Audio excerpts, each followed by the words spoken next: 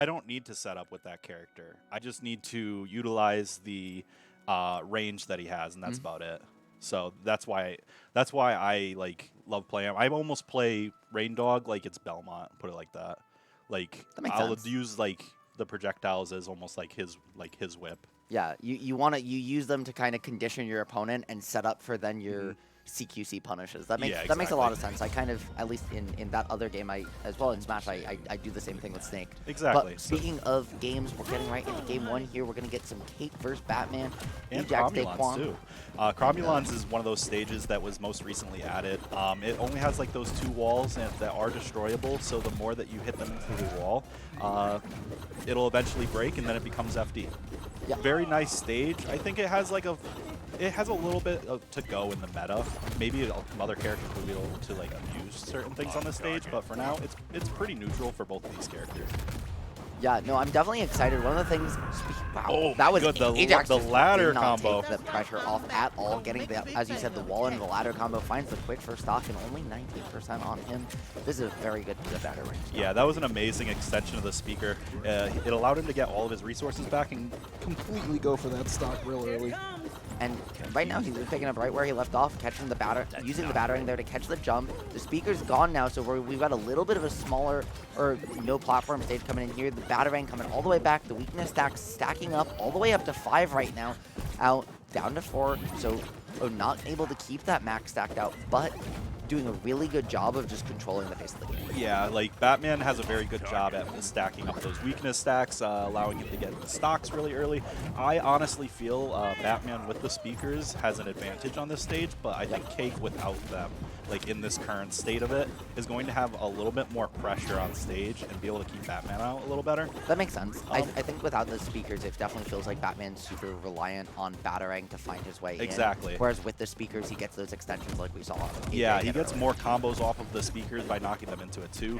Now without that, it is essentially just FD, which for a character like Cake can utilize like that short blast zone for like some of their close quarter stuff, and then really utilize like the stretch burst. As you see there, he was able to really turn that around.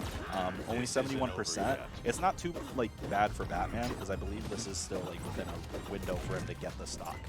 Yeah, absolutely. And it's one of the things that, like, with Cake is that when those small blast zones come in, right, when you have a small blast zone and you have big hitboxes, that's generally a bad combination for your opponent, no matter the fighting game. And we're seeing it right here. Exactly.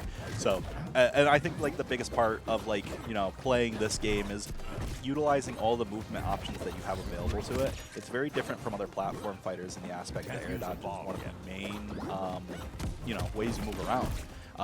Characters like Batman get a lot off of that. As you can see, like they can do stuff like jab into the forward roll and then extend the combo and get a lot off of it. And also characters like Batman, right? He gets the dodge up from the ground, so he in some ways can kind of get not exactly an extra jump, but it is an extra way to get a little bit of extra height without burning your aerial resources. Yeah, exactly. From the ground, he's able to send himself up into the air. Not every character has that. Cake has that too. If they up B on the ground, I believe they still keep 1 charge. But I would have to, like, you know, really double check it. I think they might jump a little up first. But this is a really good game. Cake is right now doing a very good job at holding onto their stock. Batman is, you know, pretty healthy, and that is going to take the stock. That is going to be a confirm. The down tilt into the up tilt definitely takes that stock very easily. Now we have to see if Daykwion is able to, you know, retaliate, get that stock as quickly as possible. Yeah, he's definitely looking, but one of the downsides of Cake is that some of her really strong hitboxes, both Cake and Jake, right, they get very telegraphed, and so even though they're huge, they cover so much space, you can kind of react and just move around them if you know what you're looking for. Exactly. They're very linear attacks. You can't, like, just, you know, send them wherever you want. But 34 damage, that's really good. It's going to allow, like, Daykwion to kind of play like neutral as normal. Although it doesn't really matter because AJAX is going to take that stock, utilizing that forward air. Yeah, he just took a little bit.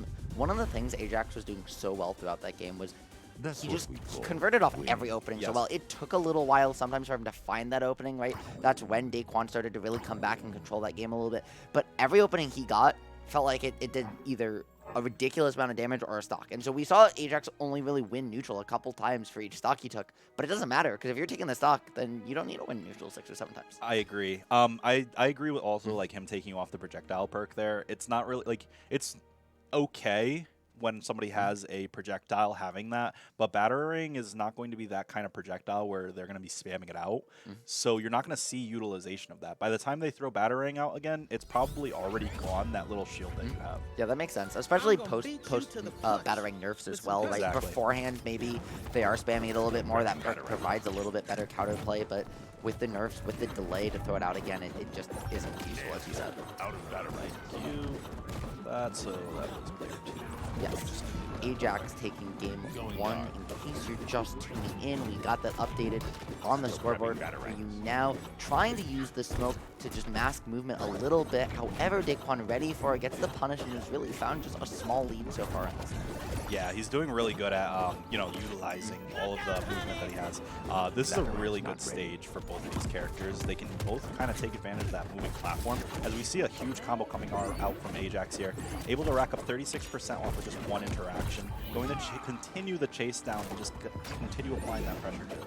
Yeah, and definitely it feels like the larger stage here and the larger horizontal space might benefit Batman just a little bit more because Batman looking for those openings, trying to find those conversions, being so evasive, giving him more room to run away when he's just trying to force you to commit, find an opening might be beneficial in this matchup, but again, I'm not as no, exactly. So, like, the biggest thing is, like, they are able to do that. Yeah. That up smash, very strong move. Going to take, actually, I think that was forward smash. Takes the stock, though, right off the top, 130. And we're already seeing, like, he was actually practicing this combo. I'm happy to actually see him hit that. Didn't hit the nair afterwards, but still, like, Daykwion was putting a lot of effort into that combo. Good job there, just using his knockback influence to get out of that combo, make that up smash miss from AJAX there.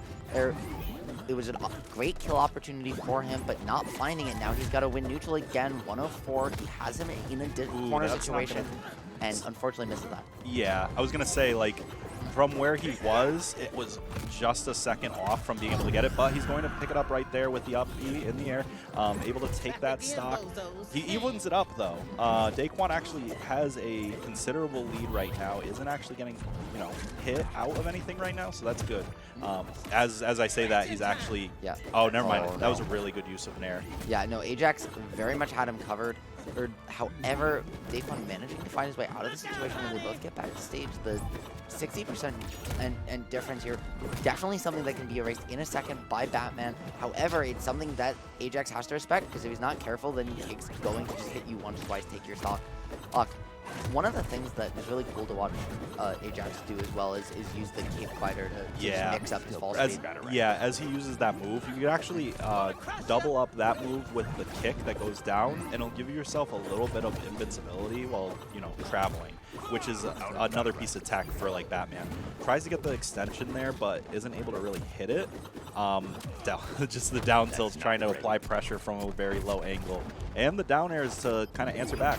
Yeah, that move always just feels so ridiculous to me. I recognize, again, I'm not the best player, but that triple down air just does so much work for both Jake and Kate. Oh, the up air going to just take it right off of that. He tried air dodging, but just wasn't able to get through. AJAX followed that DI and was able to get the stock there. And now Daykwion on his last stock. If he's not able to bring this back, this will be his winner's finals life. But let's see what he can do. 122%, that is definitely going to get a knockout with the down air there on the side of the stage. And that's one of the downsides, right? Wall clinging is so strong in this game, even with the wall decay. However, just if you cling too much, if you don't pick an option, then a lot of characters do have really strong down airs. They have big spikes that can cover you, take stocks, and kind of force you in checkmate situations. Yeah, you saw it there. Exactly. There's a lot of characters that can put you into really bad spots. Batman being one of the best, like the better ones to do it in neutral, like in 1v1s. Other characters such as like, well, I mean, Cake has a really good job of doing that too, because they have like, these characters have combos that can carry you from one side of the stage to the other and put you into those off-stage situations. Yeah, and it's that plus, I think a lot of characters in this game have either those combos or a way to put you off stage plus an option to just cover an option and force you to go low with the spike to then punish it, which is, I think, one of the really cool things about MultiVersus is that it will work that kind of game. Yeah, I mean, MultiVersus has so many different ways to play. It's amazing. Like, you don't actually have to commit to one playstyle with any character in this game. They're all, like, so unique and so viable in so many different scenarios. That's what happens when you get a game that is, you know, ultimately made for teams. You're going to have wacky interactions in singles like we see here. Yeah, especially because some characters might have moves that are really designed to work differently. However, that bomb AJAX just trying to find a kill there, get the juggle, unfortunately just misses it. And Daykwion managing to find the way out. Both these players on a last stock situation here in game 2. Ooh, for Daykwion trying to find his way to a game 3, and AJAX is trying to close it out with a 2-0 right now. Yeah, AJAX is doing a really good job at kind of utilizing his battering right now. He's like sending it out and then following it, very similar to, like, you know, other characters in some of the other fighting games, like Mario, for example, utilizing your projectile to kind of float away. He is going to be able to make it back, but that is going to be the stock. Daykwion taking game number 2. We're going to be moving into game number 3. 1-1 on winner's side. This is winner's quarters. We did have 8 entries today, so this is the first round, but it does going to start out at, like, the quarterfinals. The only thing that's going to be, like, best of 5s in this is, you know, similar to, like, how we do Smash finals, winners finals, grand finals, losers finals. That makes sense. Yeah, so just both time and also, you know, you gotta get something to get that far in bracket, and that's really, you know, it kind of thins itself to that point. But once you get there, it really is, everyone's so good that you gotta add those extra games in, and I'm sure we're gonna see some amazing sets tonight based on who's in the building. Yeah, exactly. So we're gonna be seeing some of those things. They're kind of deciding what stages they want to go to. Looks like they're about ready to start, maybe going to Trophy's Edge. AJAX has the counter pick here. So we'll see what stage he decides to go. Looks like Tree Fort. And he does manage to puzzle it out. Well, he's not the world's greatest detective for nothing, so managing to figure it out right there. He's got a plan. But yeah, we're going to the Tree Fort. This is a very small stage, 2 platforms that don't go anywhere. Very good for characters that have, like, quick burst options like that. And Jake, they both have, like, those, you know, good, like, close quarters combat moves, like skateboard into some of the nairs. Being close to your opponent, it really benefits you being on this team. And what I'll say is Dakwion's done a really good job throughout this whole set. Every time AJAX has thrown smoke, he's gotten punished for it. Exactly. It's like, it just feels like that move being so committal.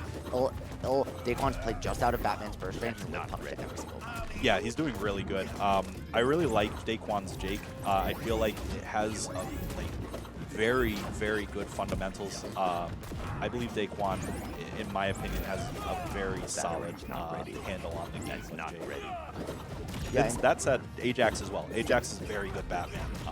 I feel like he's stepped it up tremendously and has come so far. And as we see, he's chasing down. He's got that second hitbox. Are you kidding me? Yeah, he's able to get that ladder. He got his he got everything back when he landed on the platform. So he was able to continue and get that stock. And managing to find that up special then into something else, like managing to read the option from Daykwion, you're panicking, you're so close to that top last zone and just catching him. It really just shows a level of patience that you don't see unless you're playing this game at a high level. Exactly. And even like, we're talking about like that segment a lot, but it's just, there's a lot that went into it because at the same time, we're going to get that stock, of course. That move is so strong. But at the same time, like that up special, like, it was stale, so it made it easier to connect it to the up air afterwards. That's kind of how he got that going. But I mean, both of their like play styles right now is just kind of countering each other. I feel like every time AJAX goes in, Daykwion has like a response. The only issue is that like Batman as a whole has such a good handle of like neutral and making sure that characters just can't get away from it. Very strong character. He has really good just innate movement outside of his buttons, whereas a lot of other characters, those really good movement options are tied to an attack or an ability in some way. With Batman, it's just very innate to his kit, which allows him to use his options for other things. Yeah. Dakwion's done a really good job though, forcing AJAX to move away from playing off Batarang, which is really what Batman wants to do. And when you force a character outside their intended game plan, it can lead to some mixed results. Yeah, when you can derail somebody's game, that is when you see either adaption or crumble. And the best thing that has been happening is neither of these players, once their game plan doesn't go the way they want it to, neither one of them is crumbled. You don't see anyone throwing out just any option. They're going for their starters. They're going for everything that makes sense. And we're seeing AJAX like right there, right? He threw out, he was fishing for finding some really creative ways to open up Jake without the Batarang. Then using just the melee sticky bomb, finding a way in, looking for an extension, doesn't quite find it, but now he's got the advantage, going for the down air. Unfortunately, though, that horse, like that hitbox came out as soon as the horse was there. Yeah. Like that animation was kind of crazy for like how fast that hitbox came out. And getting that up, like that stock, Daykwion has the lead now. And this is a very dangerous spot for like most characters, like especially against Jake, because Daykwion doesn't need to go in now. Although the bat bomb, not going to set anything up, able to get the stretch arm and keep him off of him. That's what you have to do in this kind of situation.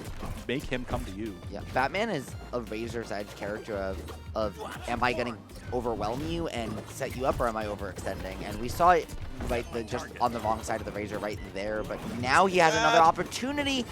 Daykwion finding his way back there was absolutely insane. I mean, in that kind of situation, you don't always have to go for it, but I like that he did. He set a pressure and a precedent for, like, you know, hey, don't mess with me off stage or I will get you. And now he was able to take the stock, and he has to like rack up the percent, but Batman has such a good job of doing so that as long as he can get one combo starter, especially with Bat Bomb in hand, he should be able to get a lot of percent. However, Bat Bomb's gone now, although as we say that, the chart base does come off cooldown, it's back, as is Smoke. Here he finds the down special into the string. However, 94 to 36, so there is a decent still damage difference between these two characters. And unfortunately, we see Jake. Oh, the stretch arm taking it. He was at 110%, full spacing on that, and got knocked out there. Yep. Daykwion had an excellent job at, like, you know, keeping a level head and just kind of, you know, keeping control over that match. Very good job from both of those players. I feel like that was a really good set. It kind of showed really good, like, showing of both of, like, the characters too. Yeah. You love to see, like,